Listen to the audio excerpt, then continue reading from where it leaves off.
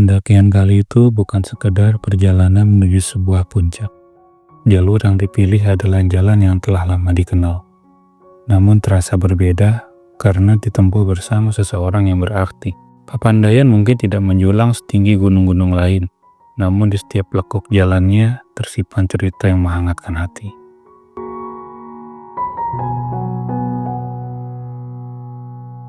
Pagi masih gelap ketika bus yang kita tumpangi tiba di terminal pemberhentian akhir, tepatnya di Terminal Guntur, Jawa Barat.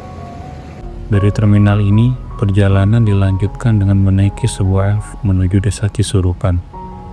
Dari balik jendela kulihat kabut tipis bergantung di antara pepohonan, seolah enggan pergi. Tak sampai 1 jam elf yang kami tumpangi tiba di lokasi. Di sini kami mampir menuju salah satu masjid jami untuk sholat subuh. Setelahnya kami menyewa ojek sepeda motor untuk membawa kami menuju loket pendakian Gunung Papandayan. Di atas sepeda motor kami melintasi jalan menanjak, berliku-liku dan sepi. Angin pagi menerpa wajah, membawa aroma tanah basah yang khas. Tak lama kami tiba di Camp David.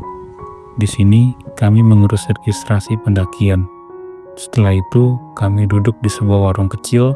Di meja kayu yang sederhana, kita sedikit mengisi perut, ditemani obrolan ringan yang tak pernah terasa cukup.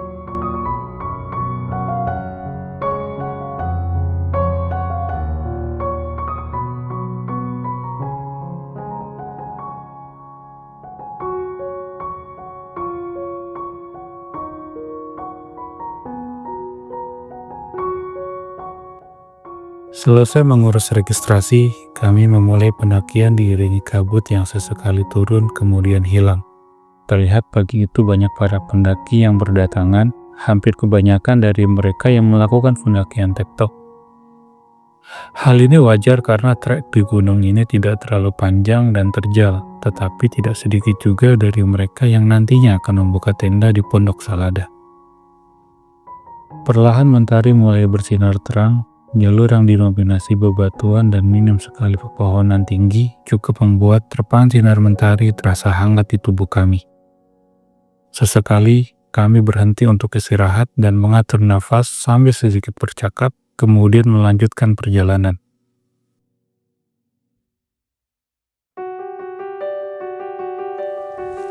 Kami tidak ingin tergesa, kami hanya ingin berjalan pelan, menikmati setiap langkah, dan membiarkan kaki ini menuntun ke arah yang seharusnya.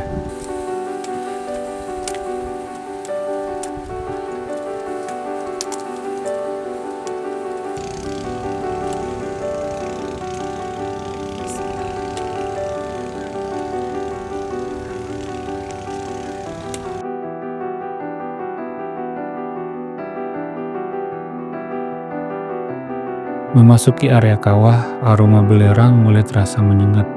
Dari kejauhan, asap putih mengepul, tak pernah berhenti seperti nafas gunung yang menghembuskan panas dari perut bumi. Kabut sesekali turun, membalut pemandangan yang membuatnya kian syahdu.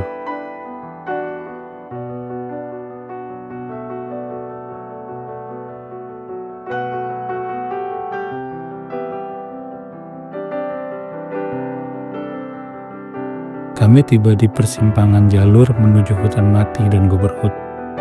Sebelum memutuskan ke arah mana, kami duduk di warung kecil yang berdiri sederhana di tepian jalur. Sepiring tahu goreng hangat tersaji di depan kami. Mungkin sederhana, tapi di ketinggian ini rasanya seperti hidangan mewah.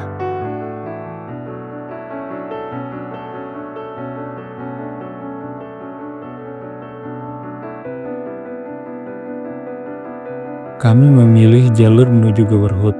Jalur ini sedikit lebih jauh, tapi bagiku inilah jalur yang penuh kenangan. Sambil berjalan, aku menceritakan pengalaman pertamaku mendaki Papandayan bertahun-tahun lalu, saat aku masih sendiri. Saat aku belum mengenal sosok yang kini berjalan di sampingku. Kami mulai memasuki hutan pohon tinggi yang cukup tinggi dengan vegetasi yang cukup rapat. Sepanjang jalan, sinar mentari tidak begitu terasa terik. Yang ada hanya kabut tipis dan cenderung mendung. Langkah kami terdengar jelas di tanah berpasir, berpadu dengan suara nafas yang mulai teratur. Kami berharap agar hujan tidak segera turun, sebab jarak kami menuju camp area masih cukup jauh.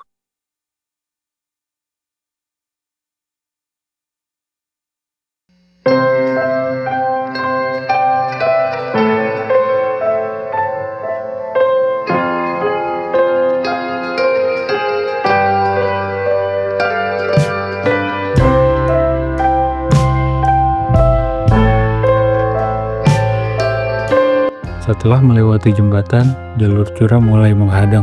Langkah yang sebelumnya terasa ringan karena dimanjakan dengan jalur yang landai, kini mulai terasa berat dan sedikit melambat.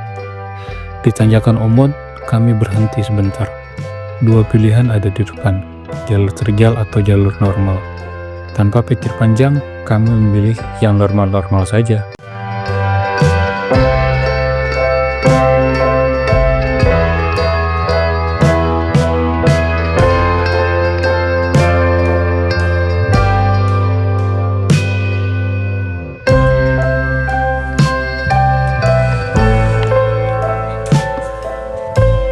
Pendakian ini bukan tentang menentang diri, tetapi tentang menjaga kebersamaan. Tanjakan Omon sudah kita lewati, sekarang kita mendapati jalan yang cukup landai, namun cukup menanjak. Dari sini, pemandangan ke arah bawah begitu indah, sambil sedikit mengenang jalan terjal yang baru saja berhasil dilewati.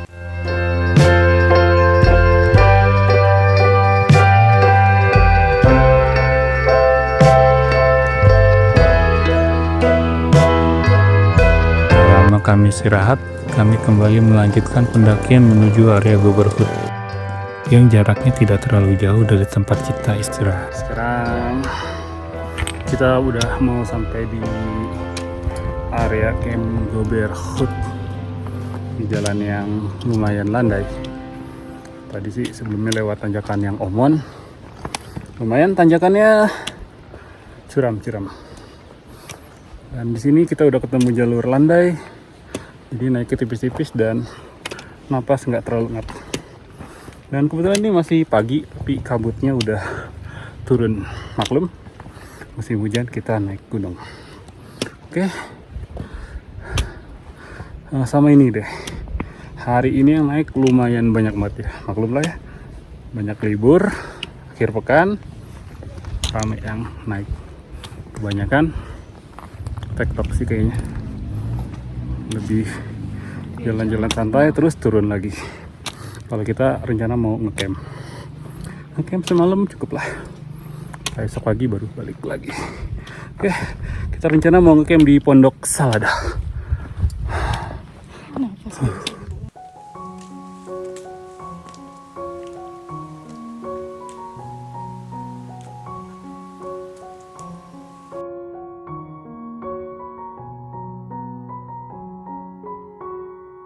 Kabut turun perlahan ketika kami tiba di pos 9, Goberhut. Jarak pandang sedikit tertutup kabut dengan udara dingin ditambah hembusan angin mulai menjalar di tubuh kami. Di sini, kami tidak terlalu lama berhenti dan segera melanjutkan perjalanan menuju Pondok Salada, tempat di mana nanti kita mendirikan tenda dan menghabiskan malam di sana.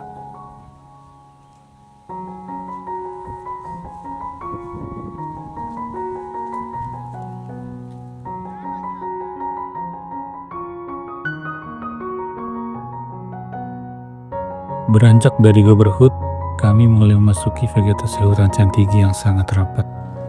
Untuk jalurnya sendiri tergolong landai, tidak terlalu curam. Tinggi dan rapatnya pohon Cantigi membuat suasana di sekitar terasa sunyi dan menjadi syahdu ketika kabut turun lalu kita istirahat sebentar sambil melanjutkan cerita.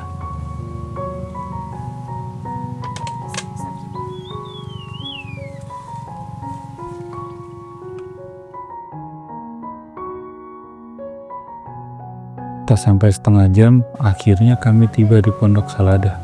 Di kejauhan, sudah terdengar suara pendaki yang lebih dahulu sampai di membangun tenda. Setibanya di sini, kami melakukan konfirmasi di pos pendakian. Setelahnya, kami sedikit berjalan ke arah barat menuju lembah yang cukup terbuka untuk membangun tenda. Syukur alhamdulillah hujan belum turun ketika kami membangun tenda. Jika hal itu terjadi, kami cukup kewalahan untuk membangun tenda dalam kondisi hujan.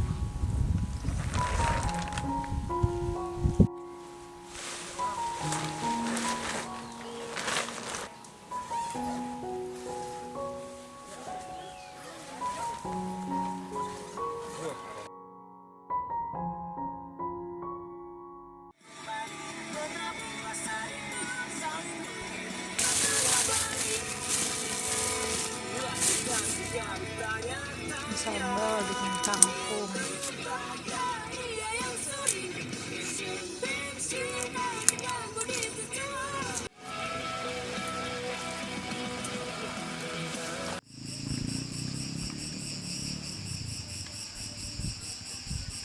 Begitu tenda berdiri, sore mulai merayap.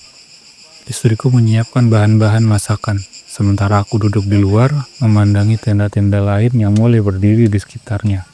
Kadang aku menoleh ke hutan di sekitar, berjaga-jaga kalau ada tamu tak diundang, seperti Bagas, si pencuri makanan yang terkenal di kalangan pendaki.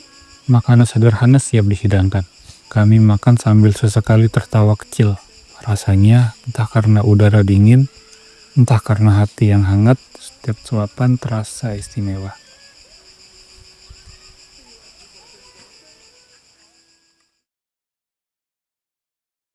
Malam turun bersama hujan yang mengetuk lembut di atap tenda.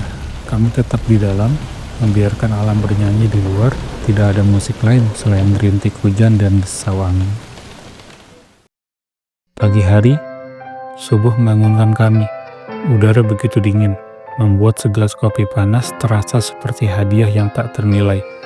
Kami duduk di depan tenda, kembali bercengkrama, memandangi kabut tipis yang bergantung di lembah, mendengarkan suara burung dan bisik angin.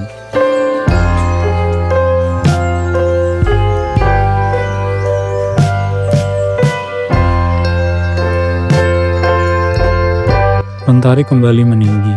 Kami menyiapkan sarapan untuk kami makan sebelum kita kembali turun ke Camp David.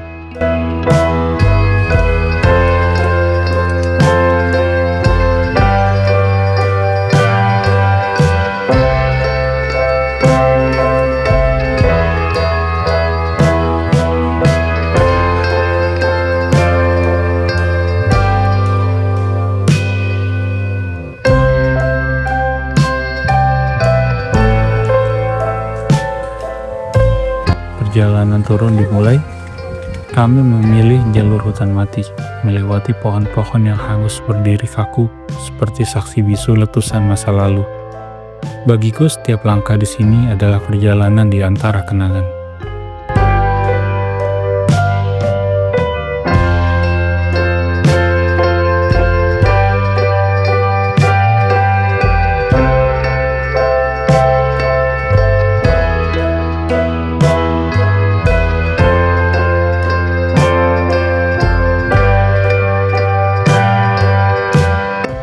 Setelah melewati hutan mati, kami sedikit berbelok ke kanan, ke arah area danau Kawah Papandayan. Meski perjalanan turun harus sedikit memutar, hal itu sepertinya akan sebanding dengan apa yang akan kita lihat nanti. Di sini kita melintasi aliran sungai kecil, yang airnya sudah bercampur satu lerang. Semakin mendekati area danau, aroma belerang semakin kuat tercium. Dari kejauhan, asap putih pekat mengepul tinggi ke udara. Warna kuning batuan belerang cukup jelas terlihat. Setibanya kami di Danau Kawah Papandayan, warna hijau air danau sangat indah terlihat. Di sini kami tidak mau berlama-lama untuk melihat keindahan. Ketika beberapa foto dan video selesai kami abadikan, kami bergegas melanjutkan perjalanan pulang. Banyak hikmah yang bisa dipetik pada perjalanan kali ini. Mengutip perkataan Hasan al-Basri, salah satu ulama tabi'in yang terkenal dari Busroh, dunia ini hanya 3 hari. Kemarin yang telah pergi, hari ini yang sedang kau jalani, dan besok yang belum tentu kau temui. Maka jangan sia-siakan harimu, karena ia cepat berlalu seperti awan di langit.